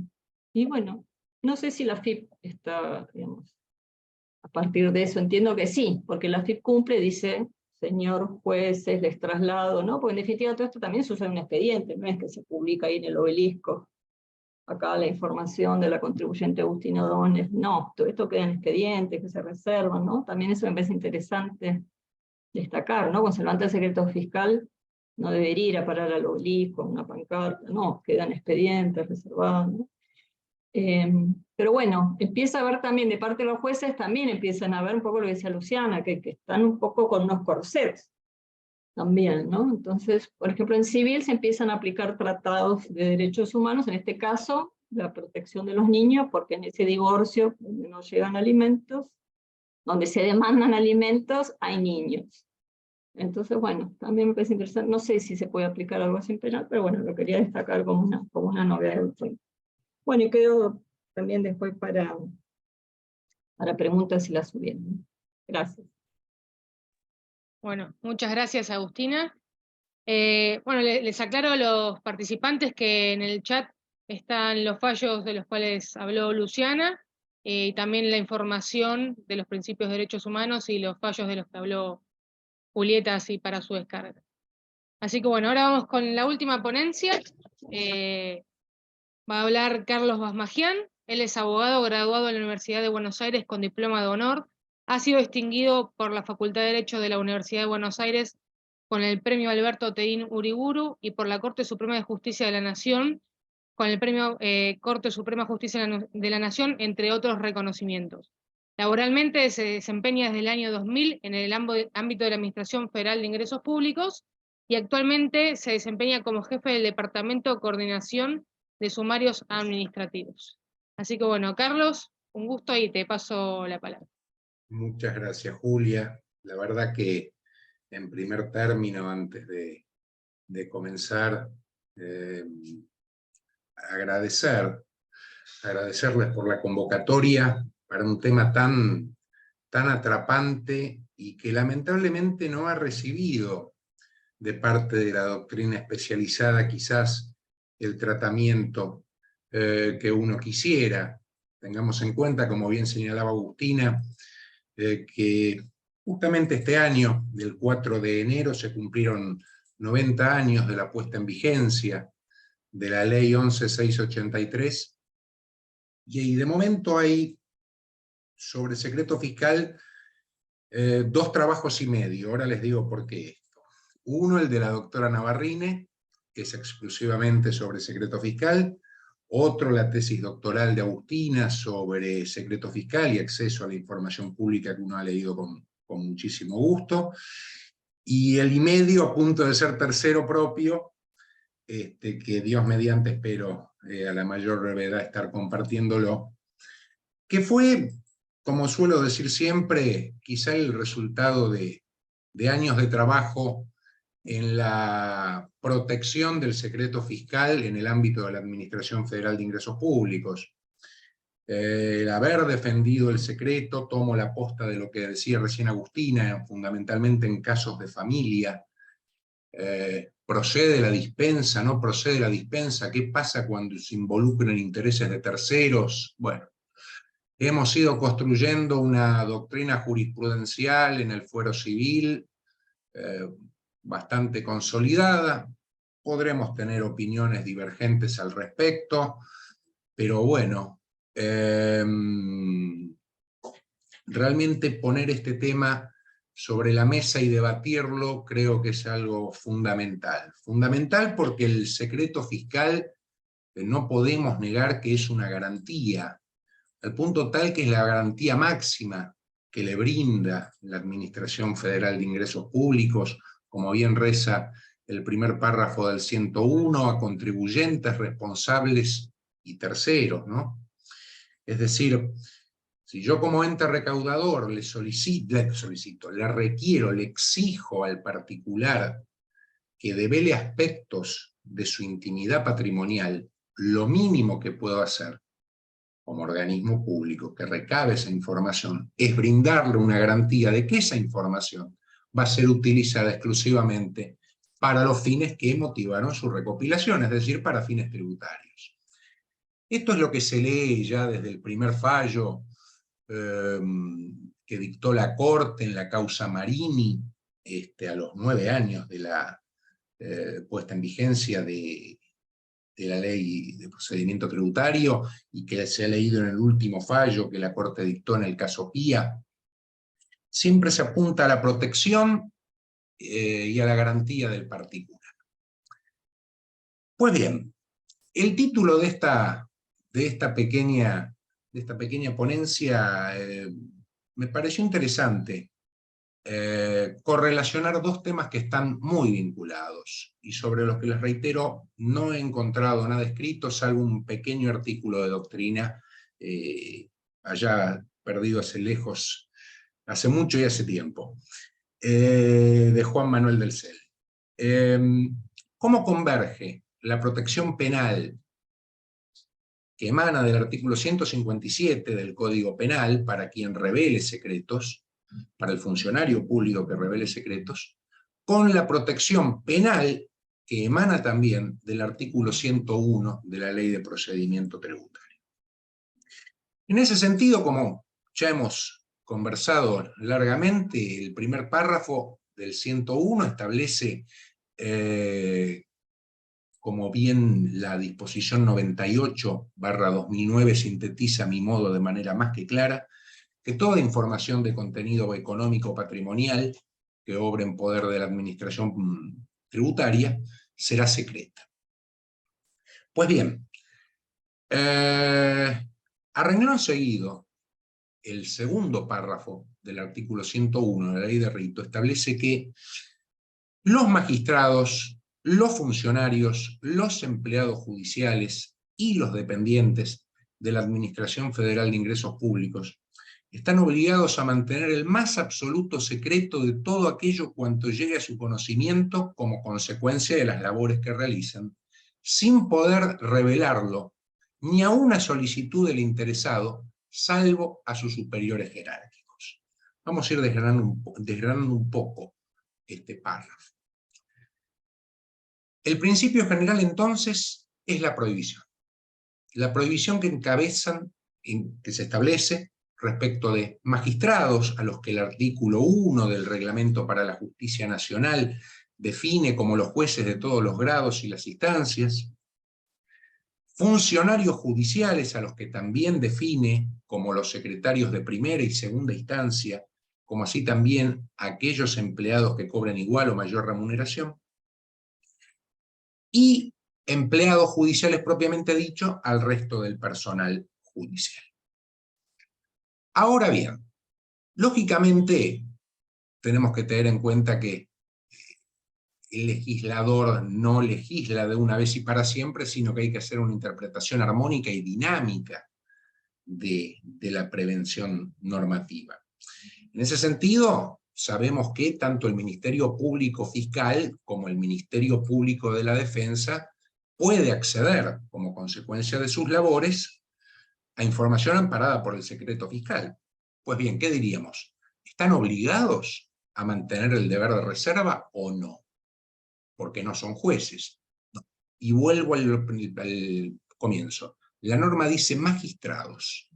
Y tanto el artículo 44 de la ley que regula el ejercicio del Ministerio Público Fiscal, 27148, como el artículo 15 de la 27149, que regula el ejercicio del Ministerio Público de la Defensa, establece que tanto los fiscales como los defensores son magistrados del Ministerio Público Fiscal y del Ministerio Público de la Defensa. Por ende, si ellos toman conocimiento de información amparada por la garantía de reserva, también están obligados a mantener el más absoluto de los secretos. Dicho ello, la norma sigue sosteniendo que los dependientes de la Administración Federal de Ingresos Públicos deben también observar el deber de sigilo. Y cuando la norma alude a dependientes, yo al menos considero que tenemos que hacer una interpretación vertical, es decir, comprende desde la autoridad superior, en este caso el administrador federal, hasta el empleado que reviste en el escalafón inicial. Abarca a la totalidad del personal del ente recaudador.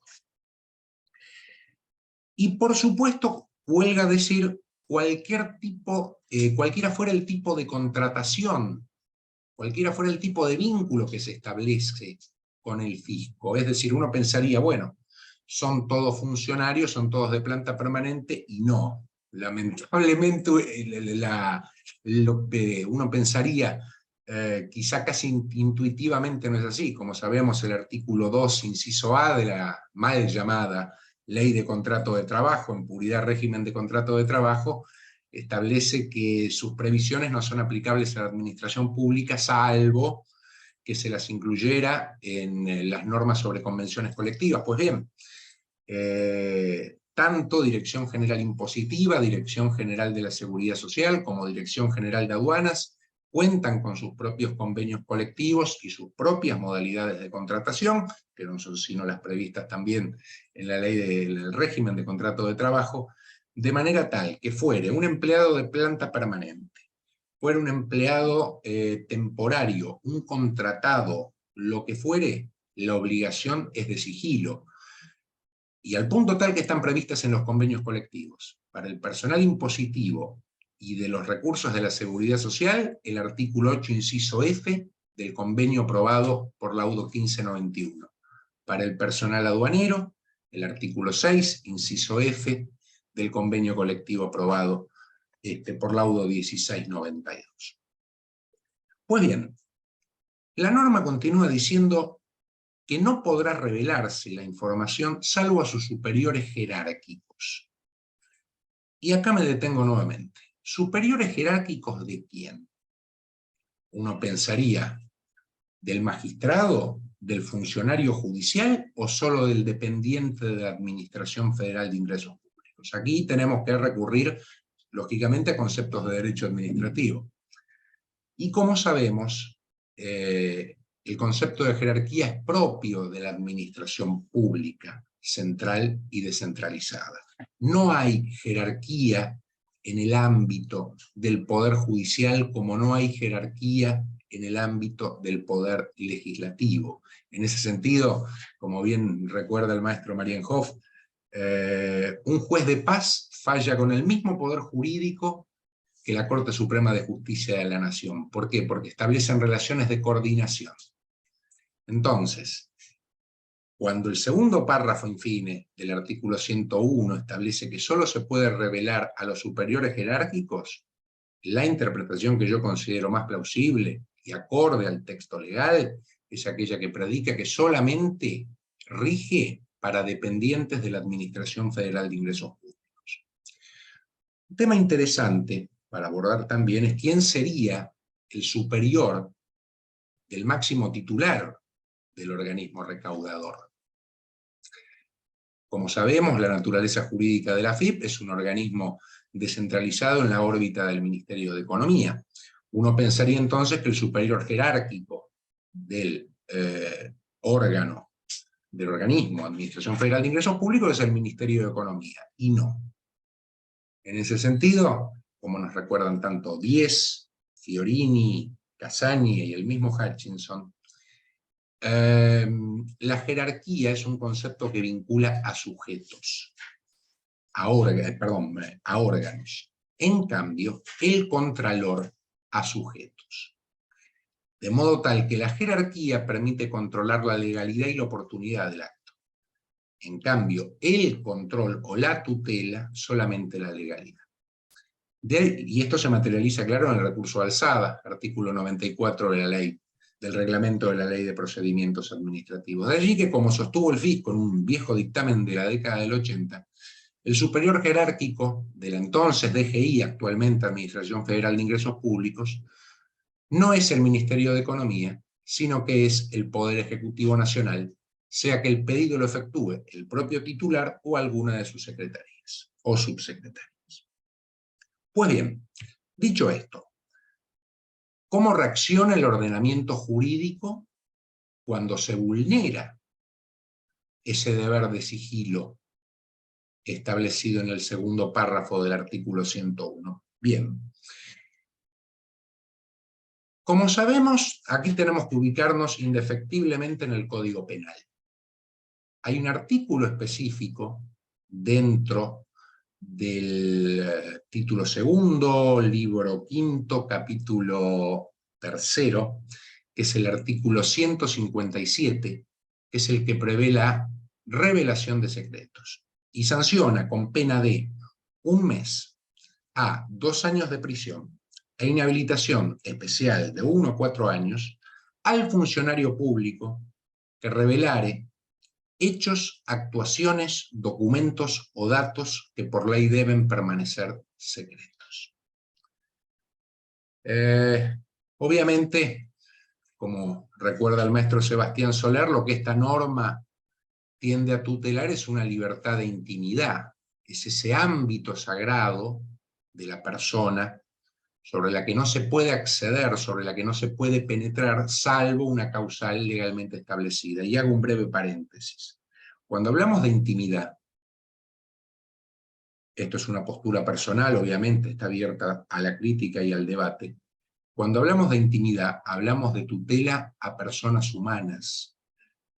Sinceramente considero que las personas jurídicas o entes ideales carecen de un derecho a la intimidad.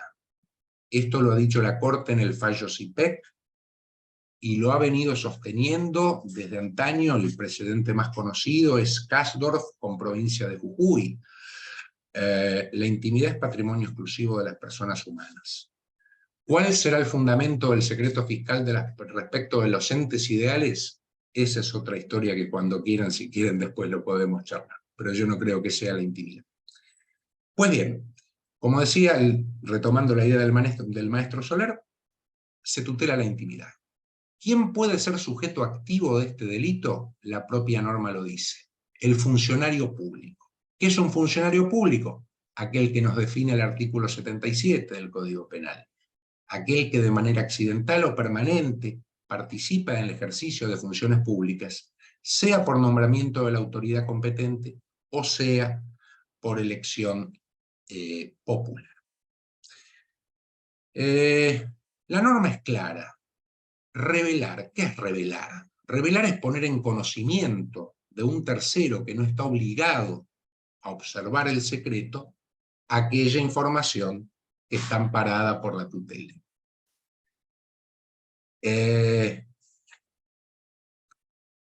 Acá refiere el 157, hechos, actuaciones, datos o documentos. Krauss y Bompadre son muy claros al definir que hecho es cualquier acontecimiento que acaece en el mundo de lo fenoménico. Actuaciones son diligencias realizadas por la autoridad. Documentos, soportes escritos, expresivos de ideas. Y datos, informaciones obrantes en sistemas informáticos. Pues bien, decíamos recién, solamente el sujeto activo puede ser un funcionario público. En la terminología de Roxin sería un delito de infracción al deber, o desde la teoría del delito clásica o finalista, que es la que seguramente muchos de nosotros nos hemos formado, es un delito especial, para el que se requiere una determinada característica, que es justamente revestir la calidad de funcionario público. Y aquí tenemos que empezar a hacer el enlace con el artículo 101. Ya dijimos, funcionario público que revela datos, documentos, actuaciones o hechos que por ley deben permanecer secretos, se le aplica una sanción criminal. Ahora, el cuarto párrafo del artículo 101 establece que los terceros que divulguen o reproduzcan la información sensible, serán sancionados con la pena del artículo 157 del Código Penal. Y aquí es donde empiezan los problemas. ¿Quiénes son los terceros? Pues la norma utiliza los terceros. Bueno, la doctrina mayoritaria, léase Navarrine, Flavia Melzi, Diesi Roetti y el maestro Vidar Campos, ahora les voy a comentar en particular respecto, comentando qué fallo, entienden que los terceros son aquellos funcionarios públicos que por su calidad de tal quedan incluidos en los términos del artículo 157 del Código Penal.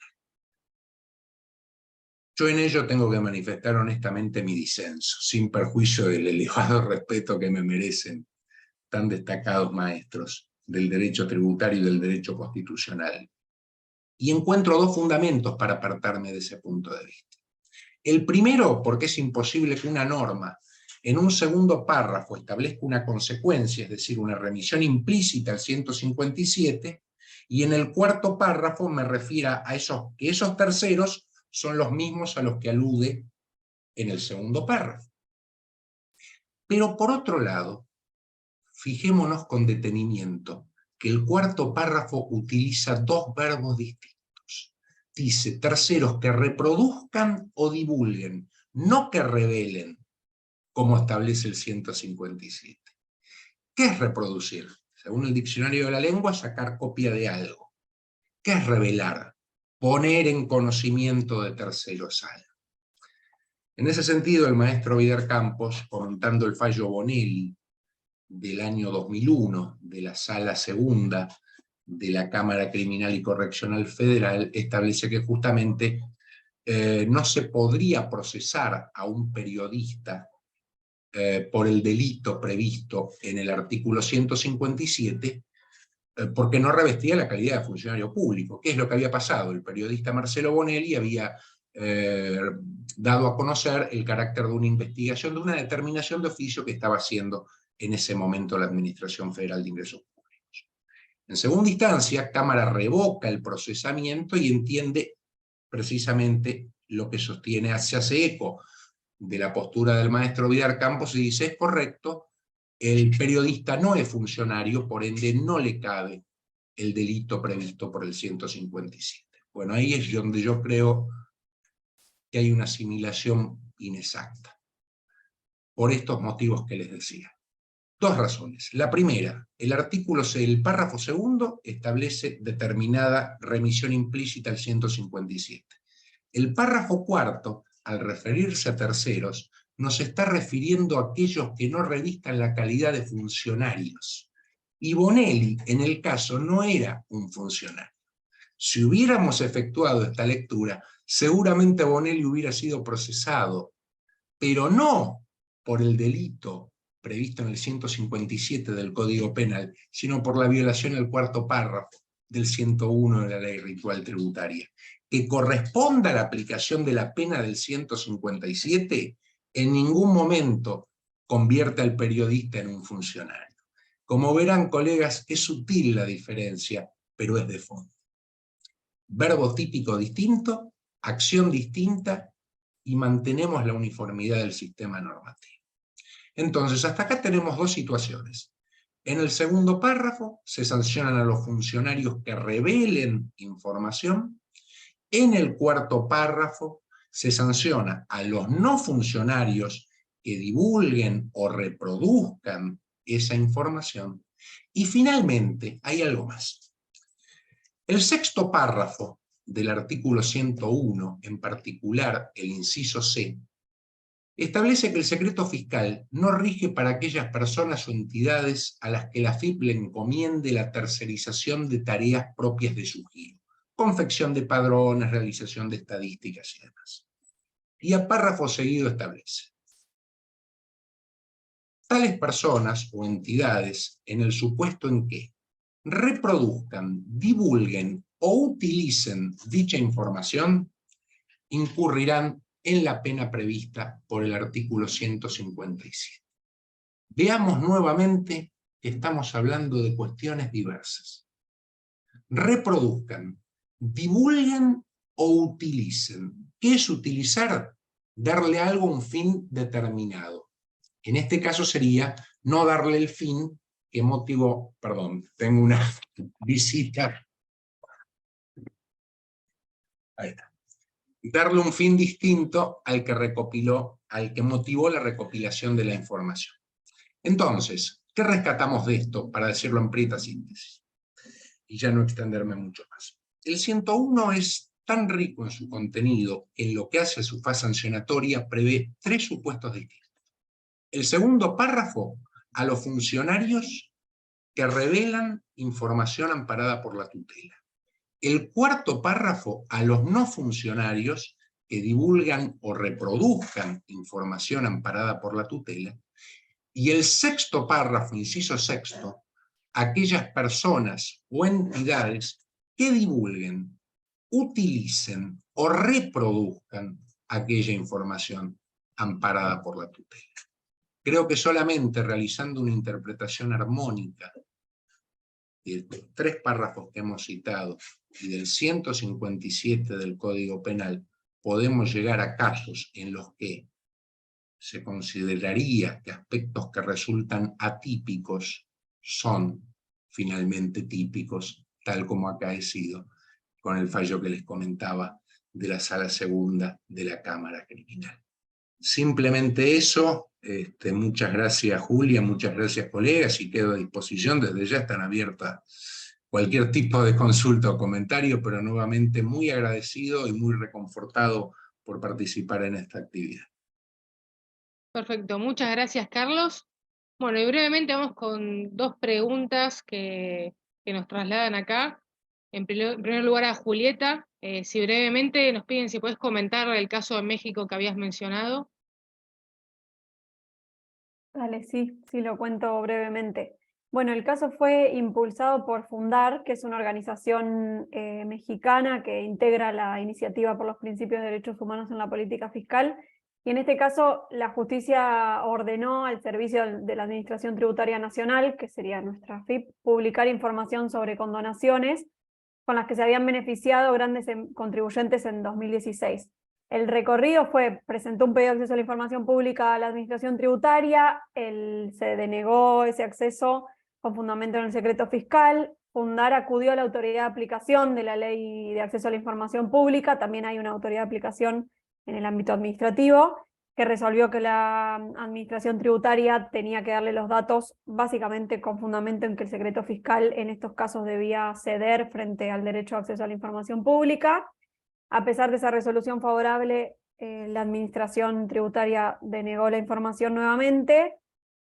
Fundar presentó un amparo y si bien ganó el caso judicial en segunda instancia, el cumplimiento de la sentencia se suspendió durante 2 años porque hubo más de 200 contribuyentes, principalmente bancos y empresas, era sobre grandes contribuyentes la información, que recurrieron esa sentencia. Recién a fines de 2020 la justicia ordenó que tenía que prevalecer el acceso a la información pública y se brindó información sobre datos de grandes contribuyentes que se habían, digamos, visto beneficiados por condonaciones.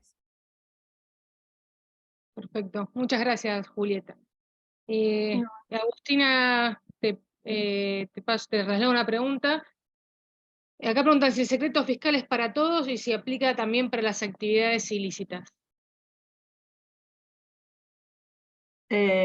Bueno, sí, la parte, es decir, creo que, bueno, justo la doctrina que justo citaba Carlos, creo que en esto, bueno, un poco lo que surgió de la investigación también que yo llevé a cabo, es que en secreto fiscal hay una doctrina tributaria muy unísona, es decir, en cuanto a que va un poco para el mismo lado, inclusive de la FIP, y la Corte también.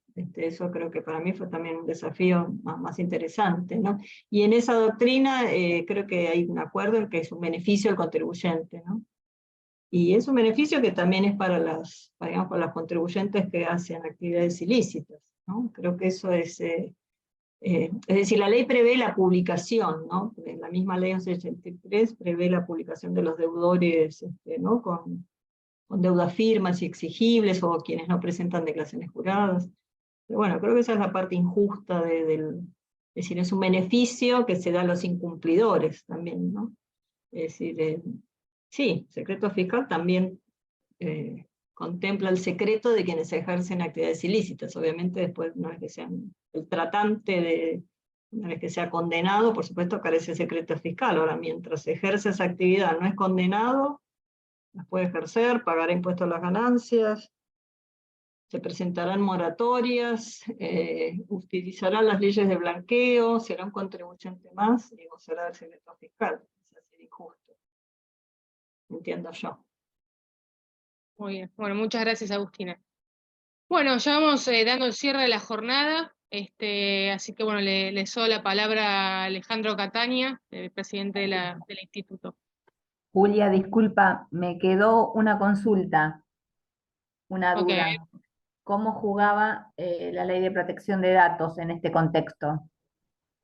Bueno, no sé si alguno de los ponentes quiere brevemente explayarse respecto de esto.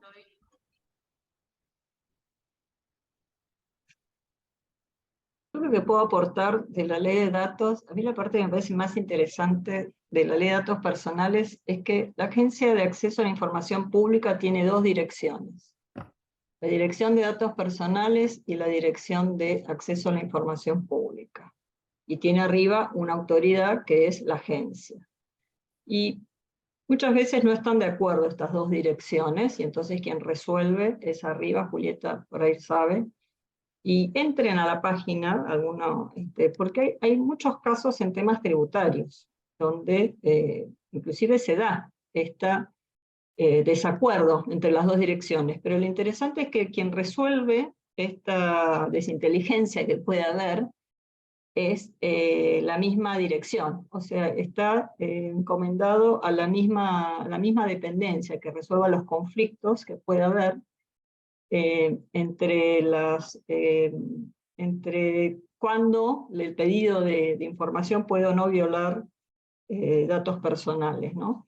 Ahí hay un tema interesante si todos los datos económicos patrimoniales son datos personalísimos, como puede ser la raza, el sexo, los gustos sexuales o religiosos, es decir, si existe esa intimidad económica y si es lo mismo en una empresa, ¿no?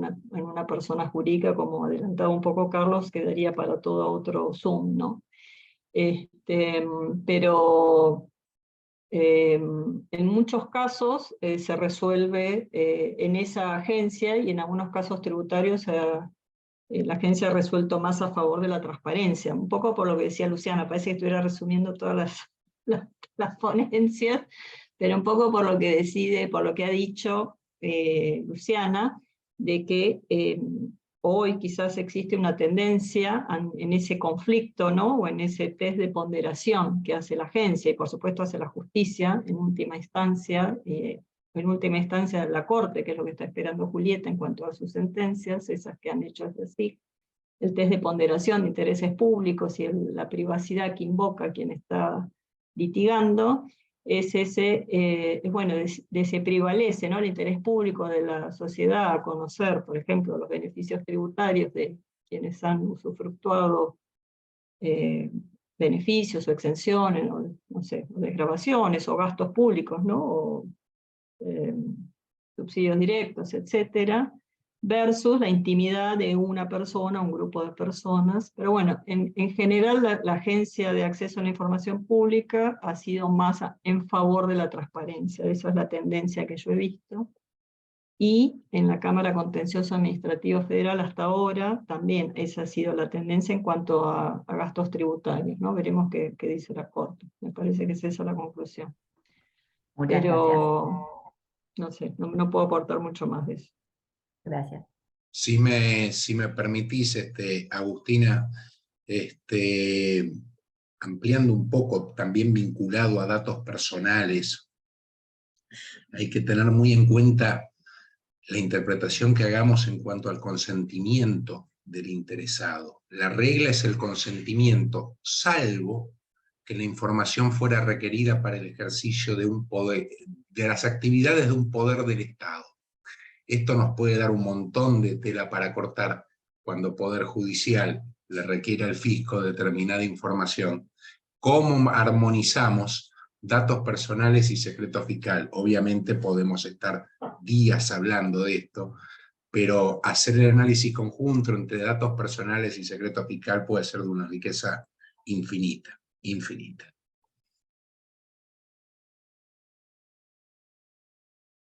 Perfecto, bueno, muchas gracias. Bueno, Alejandro, si querés tomar la palabra. Bueno, muchas gracias, Julia. Por supuesto, primero que todo agradecerles a los 4 expositores que estuve escuchando muy atentamente y me generó un montón de ideas. De hecho, voy a tomar un par de minutos. Son las atribuciones del presidente, ¿no? Abusar del tiempo. Pero les quiero agradecer a tanto a los expositores como a los que estuvieron escuchando, ¿no? Porque hoy por hoy dedicarle 2 horas a discutir de un tema de derecho, ya lo había dicho antes a los expositores, es un acto de valentía. Es un acto de valentía. Todos estamos con múltiples actividades, la vida no es sencilla y dedicarnos tiempo a reflexionar siempre es algo muy valorable.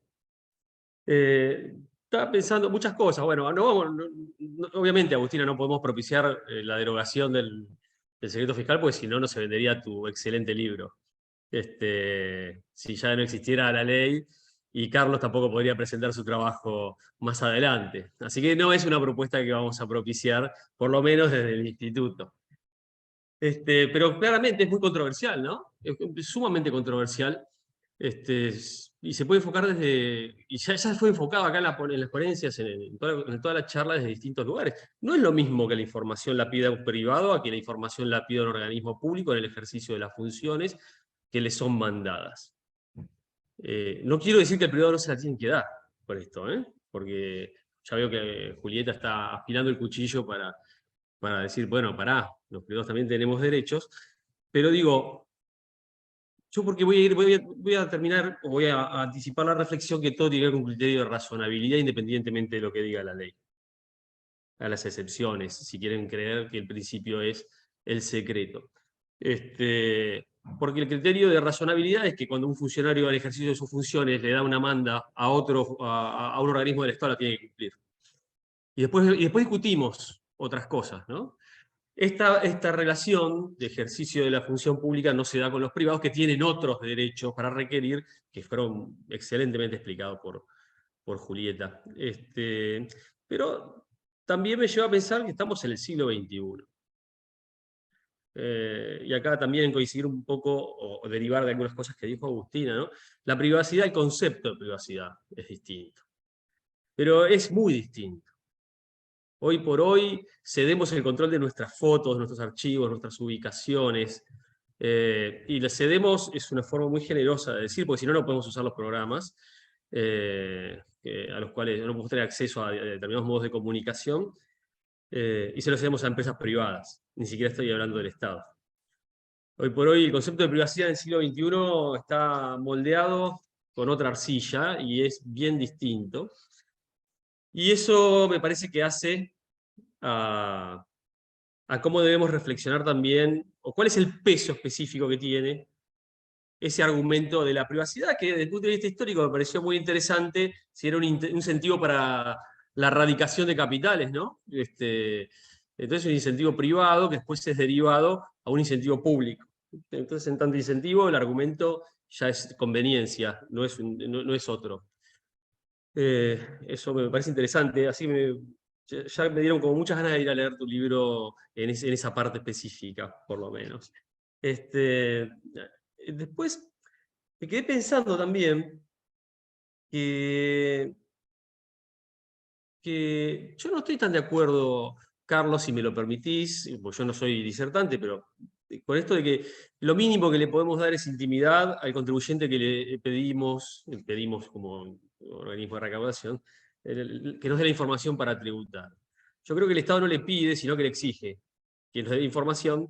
No es una propuesta, no es algo que el contribuyente amablemente pueda decir que no, y así como lo exige, dice, no solo me la das, sino que si yo encuentro algo que es útil para recaudar más, o para porque estás cometiendo un hecho ilícito, o porque otro funcionario lo necesita, yo no te debo nada. En ese sentido, es parte del ejercicio Así como existe por parte de los privados un derecho a el control sobre los subsidios o el gasto, como dijo, el gasto fiscal, que así lo denominó Julieta, existe por parte del Estado un ejercicio del poder y de la función pública. Obviamente es controversial, es altamente controversial, y ¿cómo se llama? Y me parece muy bueno el tema de la argumentación de la falta de intimidad de las personas jurídicas, ¿no? De los entes ideales, como los quieras llamar. Es muy buena esa argumentación, que se puede ir por otro lado, me imagino, pero me parece genial ponerse a reflexionar que si no es eso, ¿cuál es? ¿Cuál es el verdadero argumento o un argumento posible si es que pudiéramos encontrarlo? Así que nada, les quiero agradecer todos estos fundamentos. No me voy a ir sin decir que quedé choqueado, Agustina, con el tema de la posibilidad de la imposición de los hechos delictivos. Yo pensé que el contrabando era una excepción a la regla, ¿no? Porque todo hecho de contrabando se considera una importación para consumo y por lo tanto un hecho imponible. Pero el Estado beneficiándose de los hechos delictivos de los particulares es algo que me causa al menos una polémica fuerte. Así que no puedo estar más que agradecido, porque ya cuando uno escucha a otras personas y se reflexiona sobre un tema, ya tiene hecho el día. Bueno, que uno tenga por lo menos 5 o 6 reflexiones y muchas que no mencioné, y quisiera creer que al resto de los que escucharon también se les generaron un montón de interrogantes, bueno, es para aplaudirlos de pie, cosa que no permite este tipo de conferencias o charlas a distancia, pero sin duda lo estaría haciendo si estuviéramos en un auditorio. Así que nada, los saludo a todos y les agradezco realmente que hayan contribuido con esta actividad del Instituto, a Julia como coordinadora general del Instituto también, por todo el trabajo que existe atrás, y a Rodolfo Flores por ser el director de la comisión de jornadas también, porque esto implica un montón de trabajo que hacen solo por el deseo de hacerlo bien. Así que, bueno, les agradezco y los despido, y los convoco a aquellos que quieran formar parte del instituto, que se comuniquen con alguien que ya forme parte del instituto, y vea de gestionar su posible entrada. Cada tanto tiempo hacemos, bueno, ahora justo acabamos de hacer ingresos, pero cada X meses hacemos ingresos, y aquel que quiera contribuir con actividades académicas será siempre bienvenido. Bueno, no me extiendo más. Muchas gracias. Gracias, gracias a todos. Gracias, Muchas Alex. gracias. Gracias. Hasta Muchas luego. gracias.